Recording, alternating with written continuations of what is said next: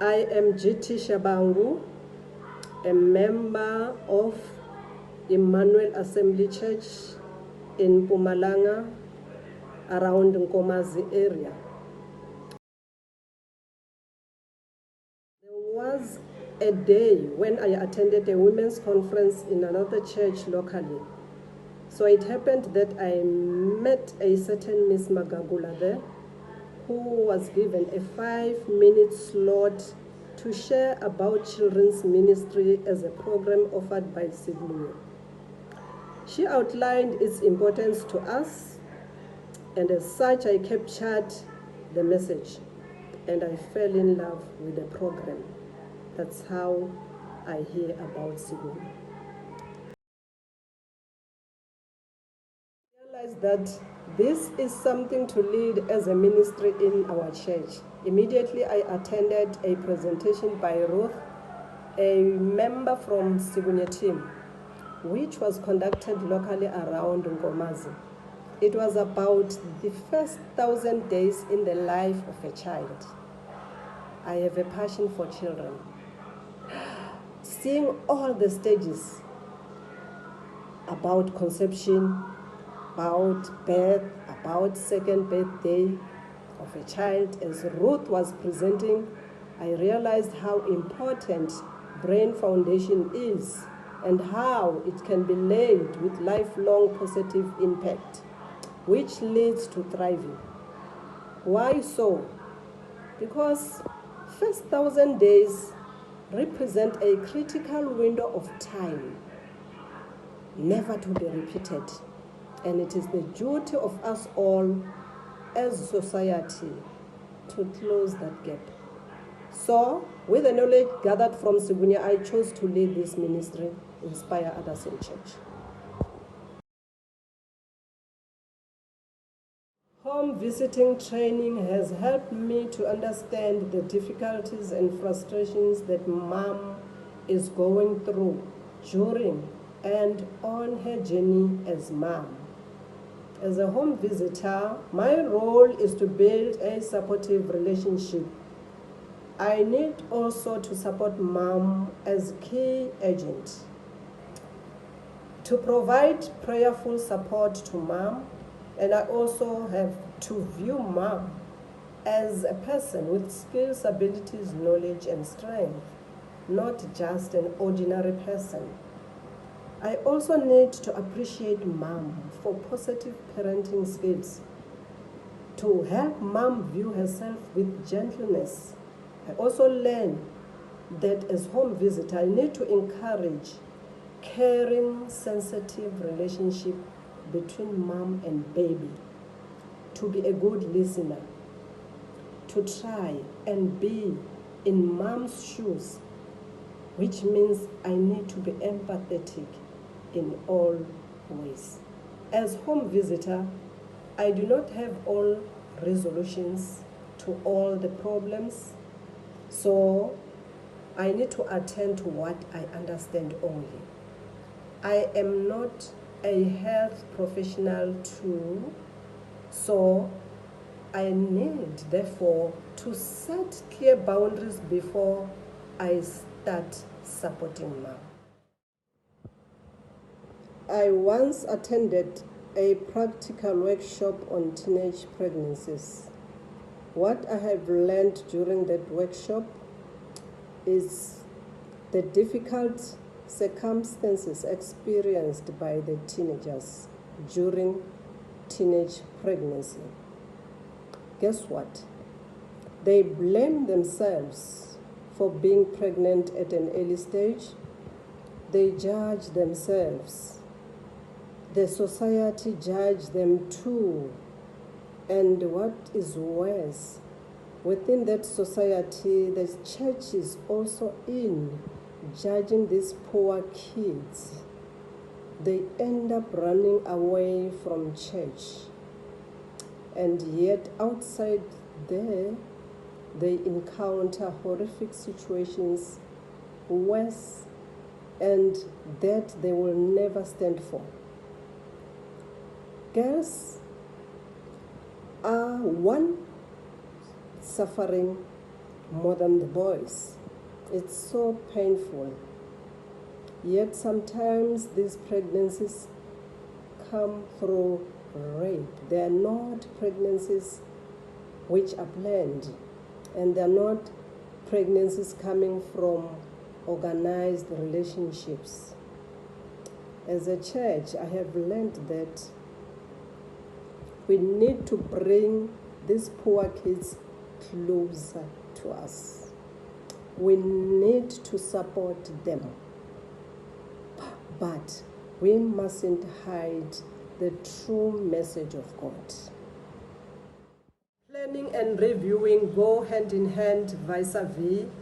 It is important for our church to plan for any activity before any conduction. Without a plan, we think in our church we'll be planning to fail. Our church has identified our goals clearly and correctly. It helped us to decide in advance what to do, when to do it, how to do it, and by whom is to be done. Having a plan is motivating, and it's making one to be committed in implementing with less stress and less confusion. I have learned that by reviewing, it is important to do self-assessment, making use of the Sibunye standardized tool, which has got 6 areas. That is equip, that is praying, that is speak up, that is collaboration, that is surrounding families and others. Why so? It is for better understanding of how the church is doing. Is it moving or is it not moving? Is it growing or is it not growing in the FTD caring for families? So this is what I have learned as far as planning and review is concerned. As I take you through our FTD 2024 plan, allow me to share with you the following points. Our plan was drafted by our 5 trained home visitors who have been trained by Sibunye and who have better insight on FTD issues. We used the template provided to us by Sibunye, and we were also able to draft the plan through the knowledge and skills we received and provided to us by Sibunye. We have used key moments or key events or important dates used by our church in the church calendar to implement FTD activities. For example, Mother's Day. In our church calendar, there is Mother's Day being celebrated. So we made use of that opportunity to fit in FTD to celebrate the very same Mother's Day, so that the program of the church should flow smoothly. It shouldn't look like there are 2 different things in one church. That is how we did it. For more information, you'll understand when we go through the plan as a whole.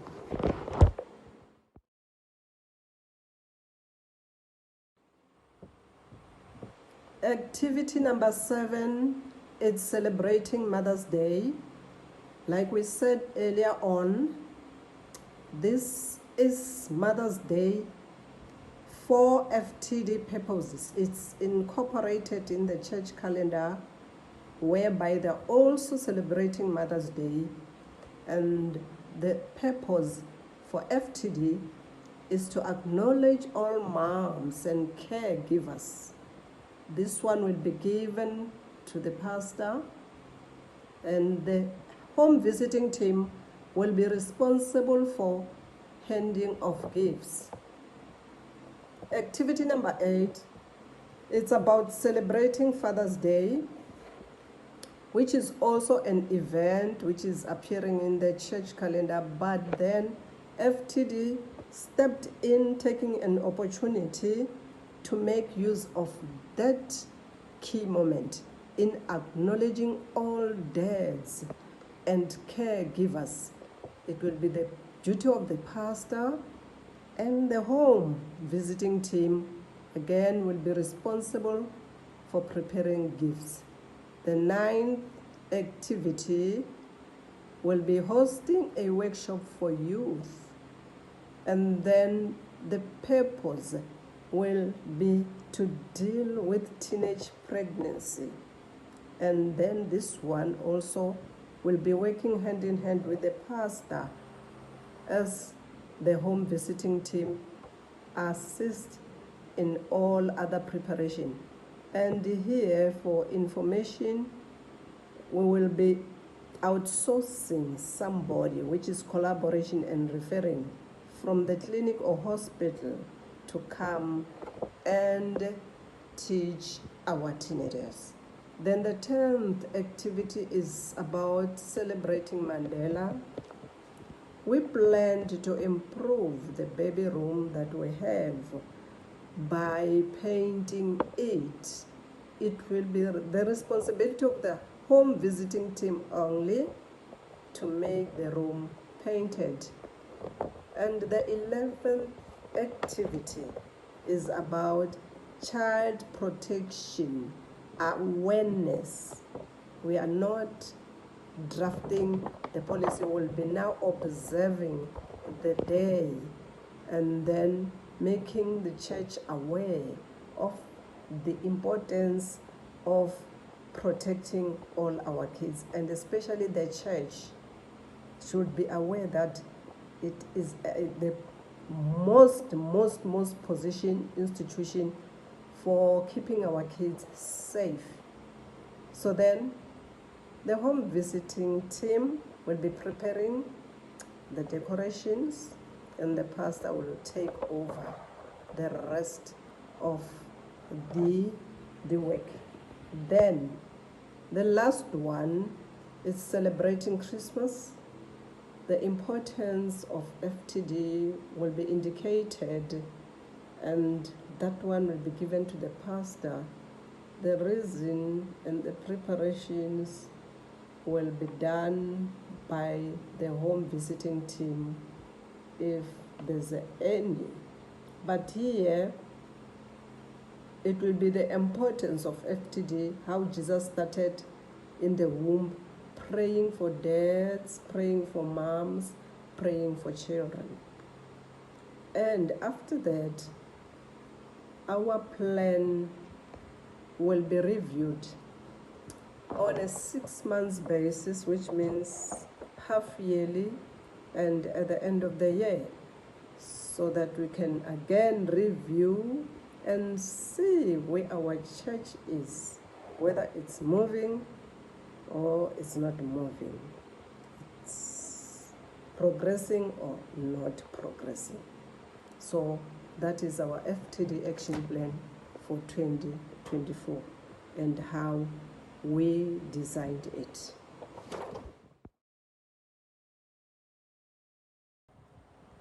The story about a mom that I'm supporting. There's a teenage mom I have been supporting, and I'm still supporting that mom even now. The fact that we were still waiting for formalities in church did not stop us from serving, and we did not fold our hands. So we were serving outside the church because it is a lot of moms who need support outside the church. So this mom, this teenage mom, is still a scholar. She's coming from a family where there's no adult person, The mom is also a young mom with 3 kids, young as she is. So it seems poverty is a challenge in that family, truly speaking, and life is difficult for them. They cannot cope, financially. So what makes me happy is that when I got to that family, I guided the teenager to seek health assistance from the clinic. And that was done. She responded well to it as a scholar. So we are working hand in hand, even with the young mother. They are cooperating very, very well. Their challenge, they don't have what they can use, they don't have what they can eat. So the support is beyond support socially, support emotionally. It's really a challenge. But nevertheless, one is trying whatever means I can do. Just last Tuesday,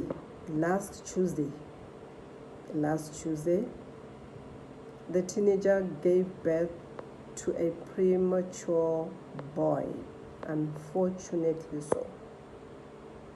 Mom and baby are hospitalized as I speak now. So for further assistance, they will be keeping the baby in the hospital. But mom seemed to be okay, seemed to be healthy. She seemed not to have any problem. Even socially, she's seemed to be okay. Her worry is she's longing to go back to school. That's what she's complaining about.